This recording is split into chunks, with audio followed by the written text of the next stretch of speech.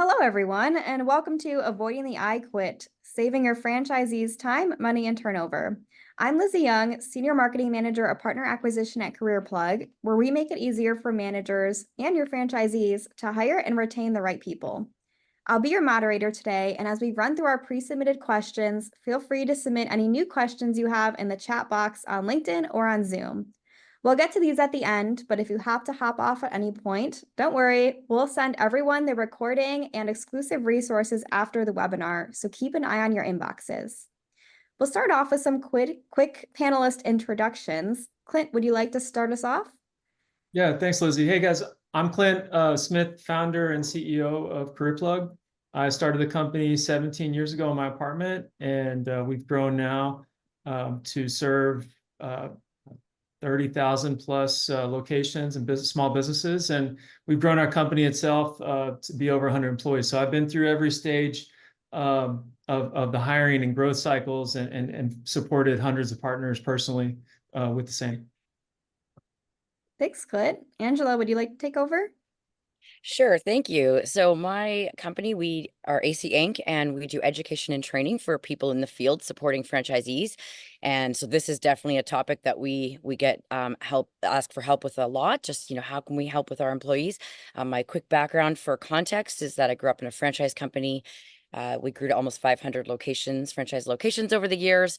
And so I've lived and breathed on both sides of the franchise relationship, but probably where I learned the most about what we're doing here today is when I was a franchisee for 18 years, multi-unit. So frontline, entry-level wage team members, high propensity for turnover. So there was that, and hopefully some lessons along the way that I can share today with the audience. Thank you for having me.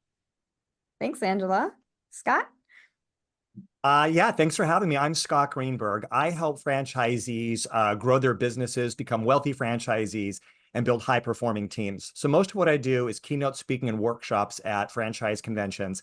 I also do a lot of writing. I've written a book called The Wealthy Franchisee, and my new book called Stop the Shift Show, Turn Your Struggling Hourly Workers into a Top-Performing Team. So all of my work is about helping franchise industry with the human side of the business, how people think, how they lead, and how they serve. So it's mostly speaking, coaching, and writing. Oh, and I should mention, for 10 years, I was also a multi-unit franchisee myself. So these are things that I have experienced firsthand and certainly appreciate the journey of any franchise owner. Thank you, Scott. Now, I'd like to begin with a few important statistics to answer the question, why are we all here today? The first comes from our annual Candidate Experience Report, where 49% of employees across multiple industries said they've thought about leaving their jobs in the last year. So that's pretty high. In another report, we found that 84% of employees who were planning to leave their jobs would stay if their employers made positive changes to the workplace. By the end of this webinar, and by utilizing the resources we'll send you afterwards, we hope you'll take it all back to your teams and discuss how you can better equip franchisees to help make your brand a great place to work. Let's start by diving into the business impacts of high turnover. Clint, how can high turnover impact a franchisee's bottom line? Well, there's a number of different ways you can look at the impact to the bottom line. The first is the direct cost of having to hire and train the replacement person. I was talking with the other panelists before this started, like what's the number for that? I don't know if anyone on the webinar has stats that they've run internally, but the smallest number that I've seen for that is like around $2,000. If anyone else has a number for their system that they want to chime in, please put it out there. But there's a lot more to the cost than just that. Let's say if you're in a services industry, there might be someone there that, say a massage therapist that can't give massages for that period. You're short staffed, and even when you do replace the person, there's an impact on the client experience. Imagine if you were a customer of a company that provided house cleaning services, and you had a new person in your house constantly say, "Hey, I'm the new cleaner." That wouldn't be a great experience. If you're in a retail or restaurant environment, like there's situations, I've seen signs on the door saying, "Hey, we couldn't open, we're understaffed." And the biggest thing is probably the franchisee is going to be spending all their time covering and trying to hire. So they're working in the business, and they don't have time to work on the business to think about, hey, how can I really grow my team and grow the company? Thanks, Clint. There are also more discreet ways turnover can impede franchisee success. Scott, let's talk about that. How can high turnover affect the morale of other employees and consequently the customer experience? Yeah, I think that high turnover isn't a problem, it's a symptom of a bigger problem, like usually of the work environment itself. There's a reason why morale is down. And obviously if people aren't happy, they're not going to stay. And if they're also they're happy, they're not going to provide a great customer experience. I had a well-known quick service restaurant brand bring me in to speak, and I did some research because we were talking about customer service and saw like hard data that there was a correlation between employee morale and satisfaction and customer satisfaction. And you don't need to do scientific research to understand why that works. If I'm happy at my job, I'm going to provide a better experience for my customers. And so there was an absolute correlation. You could look at the employee morale and satisfaction at In-N-Out Burger, at Chick-fil-A, and correlate that with great customer experiences. For a number of other chains, the correlation is also there. There's lower employee satisfaction and morale, and there's lower customer satisfaction as well. And so I think that we need to correct the overall problem, which is to create a great work environment. Once we do that and we boost morale, it will naturally lead to a better customer experience. Thanks, Scott. Now, it's worth noting that franchisees may not necessarily realize these effects until it's too late. So, Angela, how can franchisors and field teams help franchisees understand the cost of high turnover? Yeah, I appreciate that you said franchisors and field teams, because I think it's really important that we recognize that we can know the answers to these questions, but we need to be really equipping the people that are directly supporting franchisees with these tools and resources and skills and knowledge. One thing that comes up a lot when it comes to helping franchisees understand things in general, or understand them or create buy-in, is when we show them the picture. So often we use the line that I did not make up, but a confused mind says no, or a confused mind makes their own stories up in their head, right? So if they don't have the picture laid out for them, they may not be able to understand them or create buy-in. Is my internet okay? Yeah, I think you're good. Okay, I just heard an echo. So that we need to show them the data of this, so that they're not going to make up in their head that, oh, it's not that expensive, or create buy-in. So what we're doing is we're laying out the metrics, show them, break it down. And this really piggybacks off what Scott and Clint said, but break down the metrics, show them how much it costs to find a new team member, how much does the onboarding, and then the training, and then, the productivity metrics. If you can dig into some productivity metrics of a person that's new versus a person that's more experienced, and what, like Clint said, the opportunity cost, like as much as you can show them. And then the culture, like Scott talked about, like if you're not focused on the right culture, what's going to happen? Show them that longer picture. Definitely. Now, the best way to address turnover is to do it proactively, and step one is identifying why turnover occurs. Clint, can you walk us through the most common reasons for high turnover? The first one I could think of is that you just didn't hire the right person, right? And when I think about hiring, I think about you need to hire for ability, you need to hire for motivation, and you need to hire for culture fit. So if they can't check the box on all three of those, then there's going to be something that's going to happen with a separation pretty early in the process. Another thing that could lead to early turnover is unmet expectations in the onboarding process, right? Like you said one thing in the hiring process, and then you didn't follow through once they actually come to work for you. Those are very correctable things and addressable. There's also, if you don't have a connection with the company as an employee, the company and the manager in particular, then you're getting into more of a or maybe even worse, you have a poor relationship with either one. You're in a transactional relationship at that point, and that job that's just a little bit closer to where you live, or that job that pays 50 cents more an hour, is all of a sudden becomes something worth looking at. Whereas if you actually had a real connection, you wouldn't even be looking around or paying attention to any of that.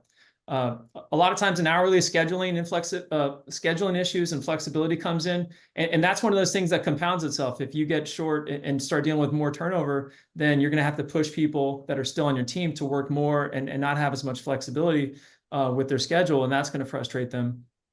A little bit longer term, you get into issues with your high performers if you don't have growth opportunities for them, or if you're not showing them a growth path. But the thing I would recommend above all else is like, it's going to be different in each company. Do exit interviews, talk to people, figure out why they're leaving, and then address the issue, specifically with whatever's going on within your system or maybe within a single location. Thanks, Clint. Now, many of you franchisors in the audience are probably asking yourselves, what can I do? And preparation is key.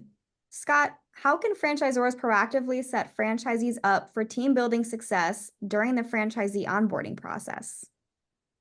Yeah, well, I'll echo for a second something Clint just said. Clint, I really appreciate how you talked about how those relationships can become transactional rather than relational, right? Just sort of rooted in, what people do rather than who they are and how we can all connect. I think it's no different within a franchise system. Every franchisor makes the same promise.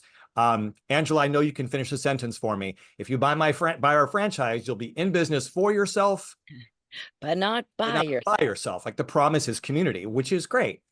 But then as soon as the person signs on the line, then it's all about onboarding them into the system. Let's get your store built, let's get you up and running, that sort of thing. And they don't necessarily put the resources, the time and energy into what might be the greatest thing, which is helping the new franchisee understand you didn't just buy a business, you bought into a community. And so I think that they need to put more attention there, right? And so one way of doing that is introduce them to as many franchisees as possible in their DMA and elsewhere. Perhaps asking their franchisee to be their mentor, perhaps put them in some kind of peer performance group, promote, collaboration. But the relationships among all those franchisees is so huge and it's so valuable, just like, building culture within a team of employees. And so the more franchisors can deliver on that and really get their franchisees working together, the stronger the system is going to be. And that needs to start from go, starting with onboarding. To say, you didn't just buy a business for yourself, you bought into a community where you have opportunities and you have responsibilities. Absolutely. And we're going to talk for a little bit about once a franchisee is onboarded. Angela, I'll go to you for this one, but as franchisors and field coaches can attest, ongoing franchisee support is crucial. What tools and resources can a franchisor and field coaches give or refer their franchisees to help set them up for success? Yeah, this is a great one. It's so important. What Scott just said is also fantastic. Just connecting them with other franchisees and helping them see that they're in a network of franchisees that have figured things out. And I remember as a franchisee myself, I wanted to get further. I wanted to scale, but I couldn't figure out this employee situation, like my team. And so I looked to a mentor, another franchisee in the system who had 5 locations and low turnover. And what was she doing? So going to other people in the network to ask them what they have figured out is really critical.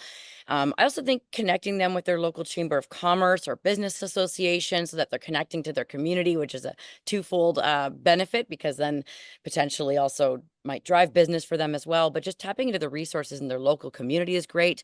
Providing them with thought leaders that they can follow and listen to and read. So such as everything from Simon Sinek, David Pink, somebody that's sitting on this call right now, Scott Greenberg, his book, Stop the Shift Show, providing them with those tools and resources, whether it's books, audiobooks, podcasts, whatever it is that they can listen to those people like this webinar. And then, I guess you have to consider joint employer with this. And so different franchisors have a different perspective on this when it comes to whether it's more important to support their franchisees or prevent risk. So this is my disclaimer. I'm just saying what I see out there, but, some franchisors will take the chance and provide their job descriptions or interview questions, and incentive programs and say, well, this is what we use at our company owned location. So it reduces the risk a little, but the point is, that they have these tools and resources, and just to be careful with how you would distribute those. But all the other things are super free game and easy to give out.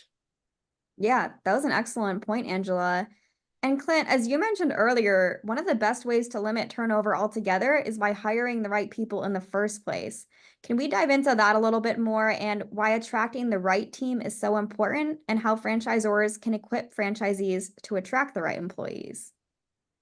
Yeah, really, I'm going to come back to that idea of ability, motivation, and culture fit. And you've got to really put out there what you're looking for. do you have, does a franchisee really have a clear understanding of the role and what a successful employee looks like? Or is everyone on their team maybe a B or C player?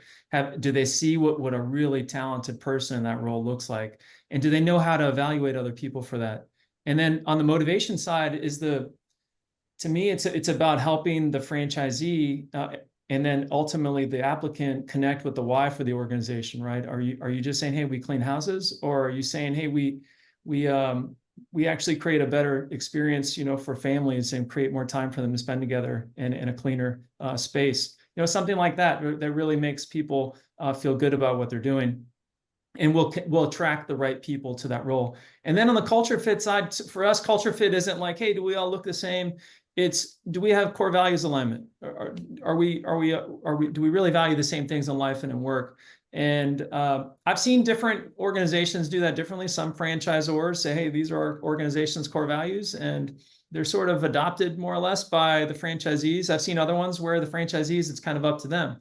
But if you don't have core values, then you're not really going to be able to measure in this category, and you'll end up kind of getting into situations where there's more bias and things like that. So like my recommendation is develop core values, keep them authentic, keep them, don't have too many, maybe 4 or 5 tops, and then package all that in a nice careers page and everywhere else, and broadcast it, get it out there, and that's how you'll attract the right people.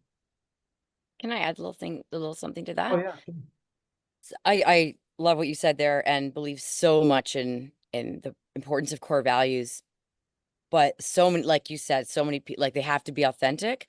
And I think when people hear this, they go and they kind of think, well, what do we want to say about ourselves, or what do we want to be? And my recommendation, just for kind of a takeaway tip, is to look at what it is that's truly making you successful, that is true across the board of your team that's currently there. That's one way that you can figure that out, and then write them up and then test them. But I think a lot of businesses, they use very common, like, respect and integrity, and those are important things.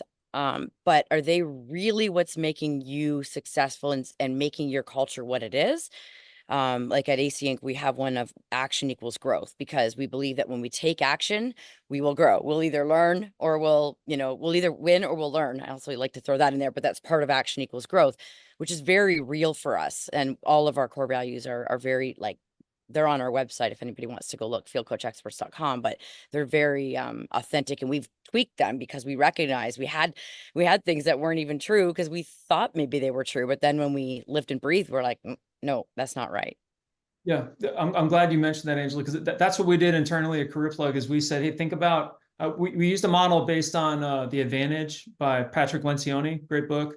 I talk about how we did it in my book, How to Hire, but either one of those will get you this framework to use. And it's essentially like make a list of the employees that you think most just embody your core values without even naming what they are. And then start to suss out what the actual core values are, and then say, okay, well, who are some people on our team that don't live our core values, just generally, and then look and see, but do they do these things that we said? Because if they do, then maybe those shouldn't be your core values, because they're kind of inclusive of other people in the team that really aren't living them. So there is a process that you can follow. I'd love to throw in one thing here. Angela just said something so awesome that I don't think it's talked about enough, which is that they really have to be authentic. I appreciate you saying that. And I think part of that means that values, they really should exist not for the public, not for the customer, but for the internal team, for employees. Customers don't benefit from you telling them what your values are. They benefit from you living those values as you deliver products and services. It's employees who need to know what the values are and understand what they actually mean. And my focus is on hourly employees, and sometimes discussions of values are at 30,000 feet, and we got to bring it down to the ground so they actually know what it is. And that's part of the authenticity of not only believing it and creating it for them, but describing it in a way that they can actually comprehend and it's actually meaningful, not just aspirational or too abstract. I got to give Clint was the one that said the thing about authenticity, and then I just took it to the next level. So I don't get the credit for that, Scott, but the three of us are clearly aligned, though, which is great. There's a lot of gushing going on here, though, Yeah. which is just beautiful. So, and if you're living it, you're hiring by it, you're promoting And recognizing by it, you're evaluating people and you're ultimately letting them go because of this too, right? That's truly living it. Because if you don't do that, then the people who are living your values on your team, they're going to see that and say, oh, I guess we're not really living our values if this guy's still on the team. It's not, it can't just be for hiring. It's got to be through the whole experience. Yeah, I love using the core values to assess during, performance reviews and things like that. Just incorporating in, like, are they meeting, do they live and breathe the core values? And awesome. Yeah, definitely. And speaking of, the ongoing parts of having employees, once the right people are hired, it's time to onboard them. So Scott, we'll go back to you for this. What are some key elements of an effective onboarding program for new employees? Yeah, well, as long as we're gushing, I want to say that one of the things that I love about Career Plug is, and there's so many advantages to the services and the software that you provide, solving people's headaches, making staffing easier. But I think the greatest thing that you're really doing for people is you save them time. Like when I was a franchisee, had I had Career Plug, I would end up having more time, which then enables me to focus that time on things that might matter more to me than administrative stuff. And that should be the human side of managing my team, inspiring them, building culture. And one of the most important things is onboarding them and doing it right. My daughter a month ago started her very first job, well-known fast food chain. And the night before, she couldn't sleep. She was 50% excited and 50% so nervous. She came in with all this emotion. She shows up at work, and rather than acknowledging her humanity, saying we're there for you, see you, the manager said, hey, what's your shirt size? And then sat her down in front of a computer for 4 hours of watching videos. Onboarding was just about the transactional piece, not about the relationship piece. But she wasn't worried about, hey, what's the temperature that I have to cook this burger to? She was worried about, can I fit in here? Is the manager going to like me? Am I able to do this?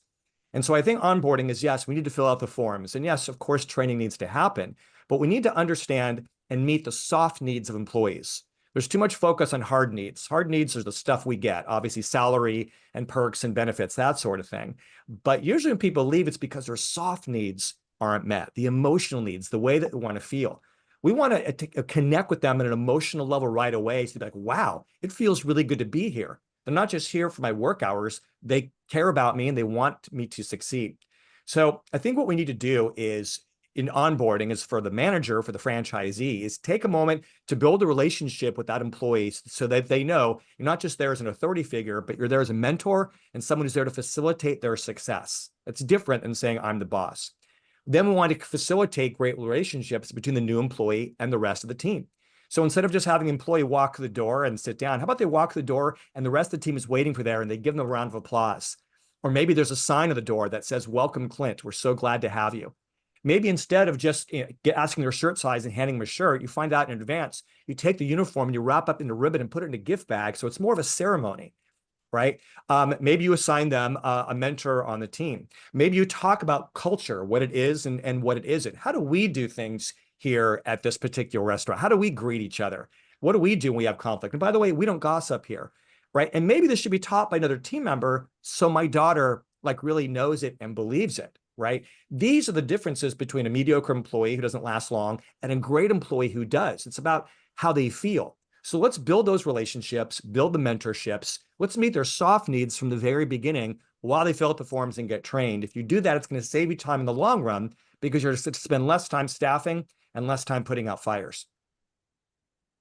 I love how simple that sounds because it would be simple. Like, I love how it's so much easier than people think. Everyone's like, how do I get staff to stick around? Well, do what Scott just said. Like, and it's not that hard. Like wrapping the uniform up, like it's simple, but it's brilliant. Nothing, right? It's nothing. Put it in a bag or like the gift bag. I love the clapping when they arrive. Like, oh my gosh, that's amazing. And maybe part of what you do is, we talked about values before. And again, for hourly workers, my area of focus, I think sometimes conversations around values they're too abstract. So maybe during onboarding, for every value, you give them a list of behaviors, not rules, but agreements, do's and don'ts that reflect the values. So, the example I often give is instead of saying, hey, we're all about integrity here, tell them what that looks like.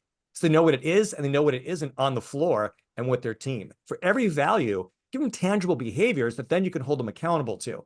And again, all this should happen during onboarding. It's as important as knowing what temperature you have to cook the burger to.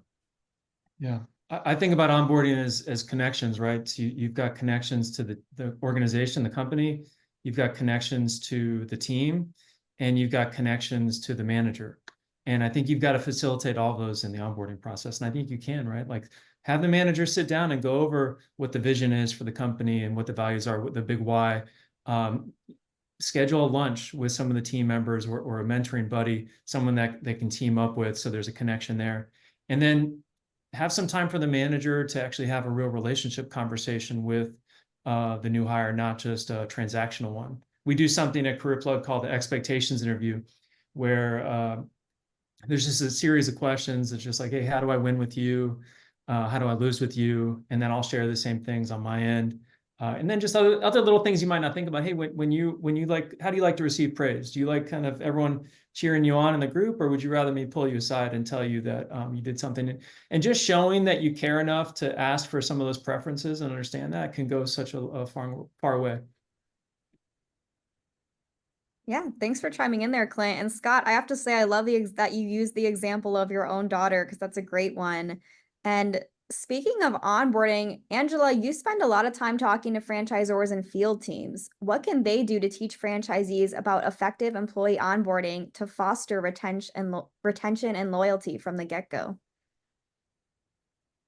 Yeah, well, I think I'm gonna bring this back to culture, because I think we all agree here how important culture is. And actually, I'm really kind of glad we're going a little deeper on this, because culture, what I thought culture was about like people being fun, being empowered. But I thought it was like, how do you get them to want to come to work? And I was a young boss. I was 25 years old. So I was definitely just figuring it out as I went.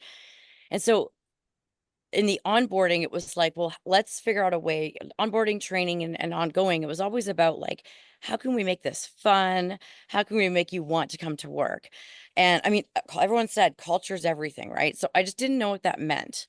And so I liked the idea of people feeling empowered and having fun. And I'd seen that growing up in the family business, that anybody that, to this day has met my dad says, oh, he was such a great leader and he built a fun place to work.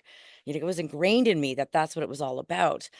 And over a short period of time of creating what I thought was a fun environment from the start, like this is going to be how it's going to be here, I realized pretty quickly that it didn't lead to the staff meeting the expectations that we had set. It didn't mean to lead to achieving the results that we were looking for. In fact, it led to some entitlement. So once we really realized that we had a problem and that recognized that some damage had been done, we had to do a restart.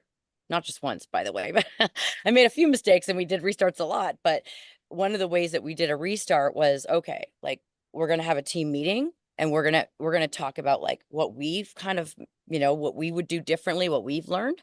And this is how, going forward, we realize that we need to have some accountability. That doesn't mean micromanagement, but we're going to need to have some accountability systems in place. And that would be examples like we would have like a mini, weekly performance check-in, rather than just like I was very comfortable delegating, but then I didn't do the follow-up. So now, I'm empowering people, go have fun, but I'm not sure what's really happening. So let's have accountability to the results that we were asking for here. Let's meet weekly. We had reports that needed to be filled in. So even if we weren't there, they knew what to expect. And at the end of the day, they would fill in reports. We would create incentive programs for when they did exceed expectations. So that helped people with, the clarity of what they were getting into here. So it didn't mean that we had to let go of the empowerment and fun. It's not like we went from one and then the pendulum swang and we went the other way. We really just kind of went, okay, we can have the fun, we can have the empowerment and the what I thought was a good culture, but a good culture also meant clarity, accountability, expectations, living and breathing the real core values and all these other things. I think people get really confused when they hear that word culture, but it really means so much more. So I thought I'd take it there because it was something that I went through and really helped when we figured that out. And I didn't just make that mistake once. So probably someone else will make that out there. Right. Thanks, Angela. So given all that, it begs the question, what can franchisors do for franchisees experiencing high turnover? And perhaps the most straightforward answer is to foster employee engagement. So Clint, let's talk about that. How can franchisors support franchisees in driving that ongoing employee engagement? It's more of an attitude than a survey. I'll just say that to start, right? Like, yeah, there's lots of surveys you can give, but as you've got to show them how to lead. A lot of franchisees have never been in leadership or management positions before, and but a lot of it is about the attitude that they take with their employees, right? Do you have workers or do you have team members? And for me, it's just talking to them. Hey, what's going on out there? What are you seeing? What can we be doing better? What can we do to help you? So it's kind of like showing that you're interested in them, and then creating a dialogue, right? Like being able to model what feedback looks like on your end. So you have to you have to be able to be willing to accept feedback, right? And then give feedback as well. Like one of the challenges I've had as a leader is I'm a little bit conflict averse, is like being able to give people good feedback to grow. And a book that really helped me out with that is Radical Candor by Kim Scott. Really love that one. So that's something you can share with people. But like you want to give feedback, but you also have to be willing to show that you can accept it as well. And when you do that, that's actually going to create a little bit more of a safe space for other people to do the same thing. And if you show you really care, and that you value these people for more than just flipping the burger or cleaning the house or whatever the job is, that's when you're going to get the engagement more than anything. And I would say you start by fixing that. Just with anything else, don't let anyone else in the organization that's having this issue. So start it during the onboarding process. Fix that, get that working, and then go start working on your team as well. Yeah, thanks, Clint. And Angela, I know you talked a little bit about your experience, and you have a unique perspective because you were once a franchisee yourself. So based on that experience, what key lessons have you learned about employee retention? So, I guess what I spoke about before are some things so that what culture really meant and the things that we put in place there. Another thing when it comes to retention that we messed up and figured out is that we knew that we'd heard that incentive programs were a great way to get our teams to be more driven or motivated to achieve, but we didn't find out what the mistake we made is we didn't find out what actually motivated them. We just made an assumption that it would be money, which sometimes it is. And we created these and it's an example. I'll give you an example just so people can really visualize. So in our case, it was retail, and our staff, our team members were selling. They weren't just order takers. They were actually saying like, hey, I see you have, your child here looks like they've been at soccer practice. You guys must need something quick when you get home. Did you know we have chicken nuggets, right? Like we were teaching them to sell. So in the incentive program, the employee, if they like, we could get the average sale up. If we could see that the average sale per customer was higher, or the gross margins, we would teach them about these things. Then they would get, because they brought that up, we were able to then give them some of the additional, profitability of that. But what we were doing wrong, we had this program in place, but we were paying out and rewarding their performance in too long of a cycle. So by the time they would get the incentive, it wasn't incentivizing for them because it was way too late. Like they were like, well, I can't fix that now. That happened 3-4 weeks ago. So if you're going to do something to motivate your team with any kind of incentive, whether it's money, time off, a group outing, whatever it is, but find out first of all what they would want, and then second of all, we got to make sure that they are aware, they're in the loop on what they're getting out of it. I did want to touch on something that I missed on saying earlier about within the onboarding process, if that's okay. One thing that hasn't come up, it was more about the onboarding process, that how important it is to teach the franchisee to learn what the employee's longer term goals are, and then help them on that path. And I know that Clint and Scott agree with this. We've talked about this so much that we know what the employee wants to do, even if it's not with us. Like if you want to come and work for me and your ultimate goal is to go be a chef in Europe, what can I do right now that's going to contribute to your professional development so that you're getting what you need and I'm getting out of you what you're not getting out of you, but helping, with your success in this role. And it's a win-win. So also we love at AC Inc. and we teach this to find out what are people's superpowers. So what are you really, really good at? And what do you love to do so that we can tap into that? Because we know when you're doing what you love to do and what you're good at, that's gonna increase our productivity and our output and our results. And maybe you don't know they love doing social media. We know a lot of franchisees that don't love to do social media. Maybe you've got some hidden talent on your team, or maybe they've got a really analytical mind and you could be tapping into that for inventory management or creating schedules or something that you're not tapping into. So that was just one thing I wanted to add in about employee satisfaction and helping with like starting points is learn those things and then tap into those over time and make sure you know their career path. I had something I want to add on the engagement side with motivation, because she was talking about incentive payments and things like that, and that's an extrinsic motivation, right? When I read Drive by Daniel Pink, great book, he talks about intrinsic motivation, and he puts it into 3 categories. And if you want to think about this as a franchisor, hey, how can I help facilitate this? It's autonomy, mastery, and purpose, right? Those are the 3 categories. So autonomy, hey, give me the ability to do something on my own. The best example I've seen with this is the Ritz-Carlton, where they say, hey, up to $2,000, you've got the authority to do whatever you got to do to improve a guest experience. I know that's a big number for a lot of businesses, but there is some number for everyone based on the value of a customer to be able to do something. Mastery is one that I think there's the biggest opportunity. It's like, hey, is there a growth path? Do you have a documented growth plan for that key role within your organization, or key roles? And do you have resources available for someone who's self-motivated that wants to reach mastery? And then purpose, we've been talking about the whole time, like why would we want to be part of your organization? What are we all about? What's our culture? What's our values? If you get those extrinsic things, then they're not going to want to leave you. With extrinsic, it's like, hey, if someone else comes along with a little bit better incentive, a little bit more pay, you're just competing as a commodity at that point. Clint, I had a franchise bring me in to speak at a Ritz-Carlton property, and knowing about that $2,000, I kept dropping hints to every employee I interacted with, hoping that one of them would drop a couple grand on me, but none of them did. I was really disappointed. Yeah.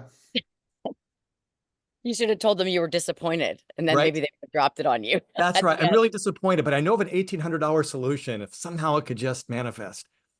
Yeah, so looping back to how franchisors can equip franchisees, one of the most common concerns we hear from franchisors is that the resources and programs they provide aren't always utilized by their franchisees. So Scott, what can franchisors do to drive the adoption of employee engagement programs among franchisees and managers? Yeah, well, I mean, I don't want to be too self-serving, because obviously the work that I do is sort of, is about that. But I would say to advise franchisors, the first thing is to have the courage to do it in the first place. Angela made reference earlier to the need to be careful because of, joint employer status. But lawyers have scared some franchisors, in my opinion, to be way too fearful of that. And yeah, there's a risk that anytime you talk about, employees at the unit level with your franchisees, there's risk, but you have to weigh that against the risk of not doing it, of not making good on your promise to tell franchisees everything they need to be successful.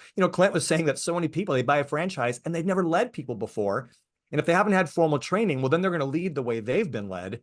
And there's like this tradition of passing on bad management from generation to generation because we learn from our bosses. Or just as dysfunctional, a lot of people get into franchising with a ton of experience leading people in a white-collar corporate setting. People with more experience, more education, with a salary that they can rely on, with hours that are fixed that they can rely on. It's predictable. The lifestyle and circumstances of an hourly worker are completely different than those on salary, and they have to be managed and engaged differently. And so a lot of people in franchising don't understand it, or they don't appreciate, or they take employee engagement for granted. So first thing is franchisors need the courage to start to think about what they can do. So part of that is, so it's the courage to have the conversation. And then maybe it's just letting franchisees know what are the programs that are out there, what are the processes, things that they can do to engage, and then point them towards the outside resources, towards the books, or bring in a speaker, or courses, that kind of thing. But then also, I think, and I think it was Angela, you talked earlier about kind of sharing stories? Am I right about that? Maybe you didn't, but I'll give you credit for it because I feel like you did. I definitely did I then. think you did. I think that franchisees need to hear stories of other franchisees in their system who are doing it and who are benefiting from it, right? And maybe you have those franchisees get up and maybe they write a blog or do a webinar, or maybe they show up at the convention and they tell their story of what they did to increase employee engagement and how that led to a better customer experience, retention, that sort of thing. Franchisees are going to listen to their peers much more closely than they listen to the franchisor. But a franchisor can facilitate those conversations and give those higher performing franchisees the opportunity to share stories. So there's a lot more that franchisors can do. And I just think it's such an important thing. I think you're referring to when I mentioned about this other franchisee that had 5 locations, and I wanted to learn from her and her story. And I think you're taking it to the next level, that, yeah, now you need to get that franchisee up on a stage in front of the peers, or running a peer performance group, or mentoring other franchisees more in a formal way if possible. I was lucky that someone told me that, you should reach out to Christine from Barry. She's really good at that. And then I did. And but yeah, let's get that story out there to more people. Yeah, I mean, so much of the work that I do, both speaking and writing, is, I'm fortunate that I'm out on the road and then in the field and exposed to all these franchise brands. So I see the people who get to tell those stories, and then that makes its way into my presentations and into my books. But they're out there, and those stories need to be told so people understand why some people outperform others. I think if you have a good understanding of what each franchisee's individual goals are, right? Like, what are their dreams? What do they want to accomplish? What does awesome look like in their world 3 to 5 years from now? Then you're going to have gold to be able to manage them. Just like you want to know those things for your employees. As a franchisor, you want to know those things for your franchisees. Just when times get tough, you can go back to that and say, hey, you still want to accomplish these things. Let's go over that list of dreams you have. I'm trying to work with you to help you get that. And sometimes they just need a little bit of a reminder there to say, oh yeah, that's what it's all about. Okay, I'll do it. Definitely. Yeah. Thanks, Clint. So now it's time to open the floor for questions. If you haven't already, you can send them in using the live chat here on Zoom or on our LinkedIn Live. We'll start off with a few that we've already received. Scott, I'll defer to you for this one. What are some ways you can gauge or measure employee loyalty? It's a great question about, measuring and engaging employee loyalty. Obviously, you can look at things like, attention or attendance and, retention, people showing up, that kind of thing. But it's important to understand that, loyalty is not something that you can buy. It's something that you have to earn. So I don't care how nice you are to people, that kind of, how much you're paying them, what you're giving them. It's really about creating a place where they're loyal and loyal to each other. And so for me, I guess the best gauge is, how do your employees perform when you're not there? Like when they're on their own, unsupervised, are they delivering the same level of performance as if you're not there, right? And if they're loyal, they are going to. I had an employee who, she was closing up one of my edible arrangement stores, and it was like past her closing time. She'd already punched out. She had already cleaned up. She closed out the register, locked the doors, but there was a knock at the window. Past our closing time, someone was desperate to get a fruit basket. She knew that we stood for customer service, and she knew it'd be good for the business to get a one last order. She let the employee in, she reopened the kitchen, and she made this order without us having to tell her to, even though she was tired and she wanted to go home. And I felt, not only pride in her, but I felt proud of my management team that they created a place where the employee cared more about the business than just themselves and kind of what they wanted. And so I think that is probably the best way to measure it. And I guess, it's, maybe you're looking for something with statistics, but I think loyalty, you know it when you see it. And it's when you have a team of people who are going to get your back and hook you up, even when you're not there demanding it. Actually, can I add to that? Jump in on something there. Sorry, let me put it this way. Franchisees often don't recognize that what they're missing is leadership skills, and that by being better leaders, that will improve their ability to attract and retain good team members. And what we've found in the work that we do teaching, where the field teams come up against a lot, is that the franchisee it hurts the ego if you start talking about leadership, and this is sort of piggybacking off of what Scott said a little bit, that, you know, how can you measure, or how can you tell a franchisee that they need help with leadership skills, and that, you know, that you're, if you have good leadership skills, the things that Scott talked about will happen even when you're not there as the leader. And so one thing that we do is help them look at, like, if you don't think there's a way to measure leadership, I would say that signs of good leadership are things like your staff are doing those things above and beyond when you're not there. You know, you have high retention rates, even though maybe it's an entry level hourly position. You have high performing teams who are going above and beyond. You have people being accountable and happy about it and hitting growth goals. Like, those are things I think you can do to measure whether or not you have good leadership. So I think I just wanted to point out that we often don't talk about that leadership side of things. And if we can get our franchisees to be better leaders, it will solve a lot of this. Yeah, I think about this, you know, employee loyalty as this relationship bank account, right? And I would kind of look inward before really trying to engage with them and say, okay, what kind of deposits have I put in with this person? And because if have I helped them in a time of need? Have I given them a shot maybe when they didn't necessarily deserve it? Have I done little extra things to recognize them or think about them? Those are all deposits. And then, you know, there's going to be tough times where you're going to need to take some withdrawals as well. But that's it. Like, I think it's like, how much are you putting into it? And that's what's going to create the loyalty. Yeah, definitely. Thanks for those insights. Our next question, and I'll open it up to any of you, whoever wants to chime in. Can you teach work ethic to someone who doesn't have it? Scott. I have an opinion on this. I think it's the wrong question. The question, in my opinion, isn't, you know, can you, it's should you. And for me, I understand that anybody I hire, especially in younger hourly workers, that their brains are still growing, they have less experience. You know, there's certain things that we want to feed and teach and help them grow with. But work ethic, I feel, is like, you know what, I am busy as an employer, and there's some things I think should just come, right? There are 12-year-olds who work really hard in school and do their chores. And I think that if someone's coming to work for me, I want to teach them a lot, but I don't want to have to teach them about the importance of hard work.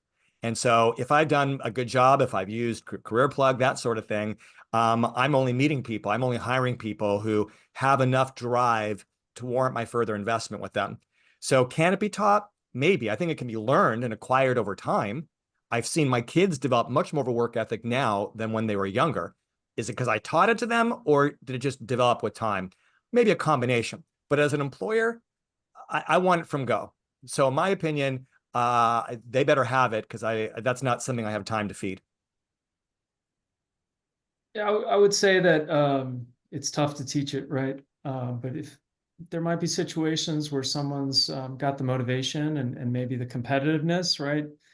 If they get pushed a little bit, then they can work harder. Like, I consider myself to be a pretty hardworking person. My first job was in investment banking and was working, you know, 70+ hour, 80-hour weeks. But I had to get reprimanded one time in my career. I had a boss pull me into his office and he's like, "Man, you're not working hard enough. I'm seeing you going out partying a little bit too much on Thursday nights or whatever else." And I took it very personally, and, you know, it was a wake up call for me. And I worked that much harder, and this guy didn't want to use anyone else for his projects after he gave me that one talk. So, like, I do think a little bit of feedback and helping people see how they're being perceived can do something there. Now, how they react to it, that's not going to be the same for every person, but I do think some people will respond. But Clint, maybe now you're not as fun to party with. So who knows how Yeah, good I that could know. be. You know, it was a tough call, but he He was molded right. you into who he wanted you to be. Maybe you would have been better off going down that path. Who's to say? Who knows? I was just going to add one quick thing, is that I don't think Scott quite said this, so I apologize if I'm repeating, but also, we love the line, and again, I didn't make this up, I just steal all these good lines. If you can name it, you can tame it. So is it actually a work ethic issue? Is it a fit issue? are you reading it wrong? And maybe it's something else is missing. So that's where I would start, is really look into, if you can name it, you can, if we often go to solve problems without really making sure we're solving the right problem. So starting with like, why is this happening? Are you like, and then I'm just thinking of like traction, the traction EOS has the get it, want it capacity to do it. It's a great little quick way to go, do they get it? Do they want it? And do they have the capacity to do it? And maybe you'll find something within that. Oh, it's not a work ethic issue. It's something else. It's such a great point, because I hear the word lazy thrown around so much these days, whether it's for an individual employee or for certain generations, right? And I think to just have very little information, call someone lazy is lazy. Because if you dig a little bit deeper and get more information, you might find out there's actually a lot more going on, right? Oh, they don't want to work. Maybe they don't want to work for you. Or like you said, maybe it is a bad fit, or maybe there's not enough life. There's a lot of reasons there that might come across. So it's usually when you say, well, they have a bad work ethic, what do you really know about their value system and their belief system and their ethics? Maybe you suck as a boss. Yeah. These are still hypotheticals, right? That wasn't feedback from me. Right. Just making sure. Okay. Well, I wanted haven't to checked clarify. yet, but Okay. you seem to know a lot. So and you got 2 books. Yeah, just some food for thought there. We also just received another question in our Zoom chat from Matthew, who says, and this goes back to what we talked about earlier, I think that a lot of people talk about core values or even start their business by defining core values, which can be vague or maybe even ingenuine. This question's a two-parter. What are some tips and tricks to help people identify what their true core values are? Or how can you identify that you don't have true core values in place? When you first get started, and this is, I'm sharing my experience. I think it's a little different if you start within a franchise system and you kind of have a, maybe a culture that you're joining. But when I first started my business, my core values were the company's core values, right? So there were certain things that I really valued, and that's what I looked to hire. But as I talked about before, as you get a little bit bigger, you start to have a team. You really need to look at your team and say, what are we living? What are we not living? And then look at your individual team members, because that's a real big part of what the culture is. I heard a great definition of culture is values plus behavior, right? So if you don't have your values named yet, no, okay, what behaviors are there, and what feels great. The thing you got to be careful with is the aspirational piece. Like, save aspirations for your vision. Here's what we want to become. But the values should really be what you're living right now. I have a thought on this. First of all, I would say that there are core values. And if they're not the ones by design, then they're values by default, right? Every gang, every prison block, there's a culture that's there. The mission of it isn't necessarily wonderful, but it is a culture. There are values, there's ways of doing things, and there's a priority that's there. I worked at a brand new hotel.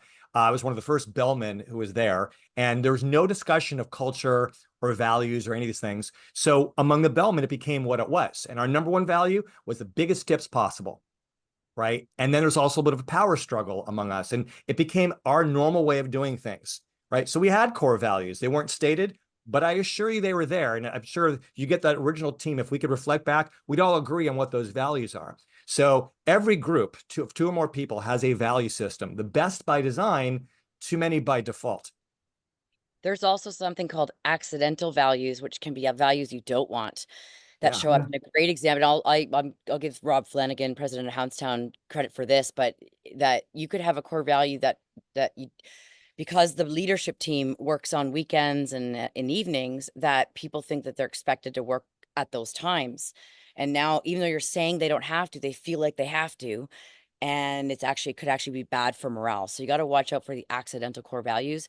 I would also just say, if you're trying to figure them out, what I would highly encourage is just get a big whiteboard, just go on a big whiteboard, put all the things that you can think of that make you successful, and then just keep whittling it down, cross as a team. Ideally, if you can do a team as well, just crossing it down out, and then you sleep on it for a week, 2 weeks. You watch, are we living and breathing these? Oh, this one's not right. That's a quick tip for how. I also think that sometimes when a group thinks, well, we need to establish culture, they get way too caught up in crafting the perfect mission statement. And it becomes more of a writing exercise than an expression of what you care about and what's important. I think it's important you state your values and what they mean. And mission, as long as I think people generally know, kind of have a sense of purpose and why, whether or not we have the perfect adjectives, the perfect subject and predicate to express those things, doesn't matter as much as if people generally have a good idea and then they know how to be together along the way. And so I think if we can have those conversations in advance and get everyone on the same page and articulate it as best we can so everybody can repeat it to other people, then you're going to be okay. But, as the person who asked the question mentioned, and as Angela said before, is they have to be authentic and, create these things thinking it'll never get back to the public. They'll never see it. This isn't marketing jargon. Yes, I love that you said that, right? Scott. This People is get not, so- this is not meant to be marketing jargon. Yeah. This is supposed to be stuff that inspires and guides your team. That's golden. Yeah, that's a great point, Scott. I think we have time for 2 more questions. Our next one comes from Sarah here on Zoom. How can you encourage resourcefulness and creativity and retention or engagement at local levels in franchisees? Sometimes they resign to assuming there are no solutions to their team problems, and it's challenging helping them to see how autonomous they can be in creating the ideal experience for their teams. Second part of the question, if they'd rather use templates and plug and play solutions, how can I encourage them to hold up the mirror to their business and use that reflection as a guide? Sarah, How thanks much for time doing do we the have? webinar first. But yeah, It's a I would juicy say, one.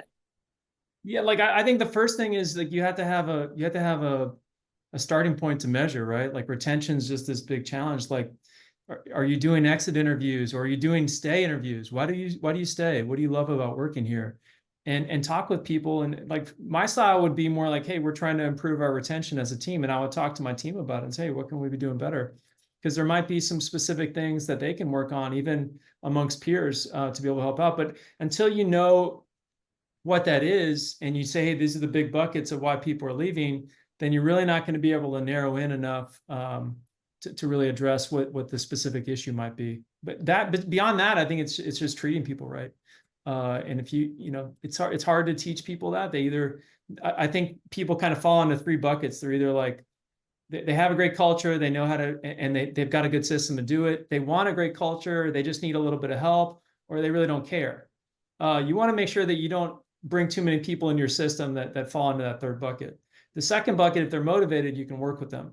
And if they feel helpless, then, for me, like someone said, if you feel like you're helpless, you got to just draw a smaller circle around the problem, right? And just find a way to address some part of it. Yeah, thanks, Clint. I think we have time for just one last question from Lewis. What strategies have you found effective in rebuilding a franchisee's confidence, particularly when they're facing ongoing challenges to grow their business?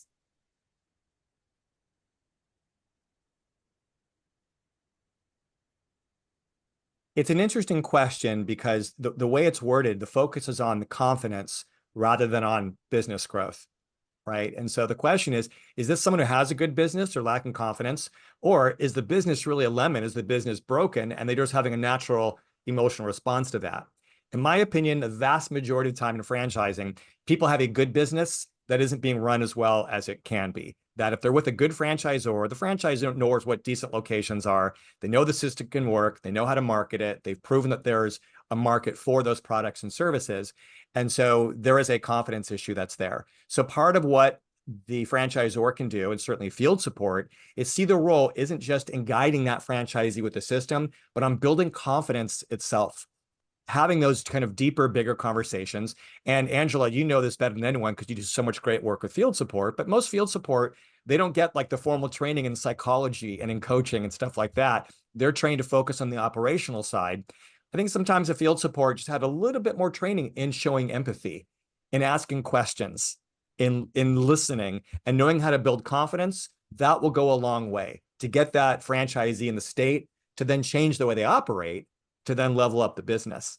But we need to understand this is a soft needs issue, not a hard needs issue. They don't need necessarily, they may not need more training. They may not need more resources. They just need someone to be there for them emotionally, empathetically, to see what's going on and work on building confidence, not just on building sales. Yeah, that's the biggest missing piece on the field side is the soft skills. Thank you, Scott, for that. Yeah, I agree. but the soft skills, the leadership skills of the field teams to be able to handle these challenging situations. It's way harder than anyone thinks if you haven't been in the field, trust me. Yeah, thank you all for your insights. Unfortunately, we have to start wrapping up here, but just some quick closing announcements for everyone. Be sure to stay tuned to your email for the full recording of this webinar and some exclusive resources, including a free digital download of Clint's book, How to Hire, a culture creation toolkit courtesy of Scott Greenberg, and a scorecard template from Angela and AC Inc. We hope to see you next time on the Retention Revolution webinar series. Thanks everyone for joining, and big thank you to our panelists. Thank you for having me. It was a pleasure. Now Thanks. go be awesome. Go be awesome.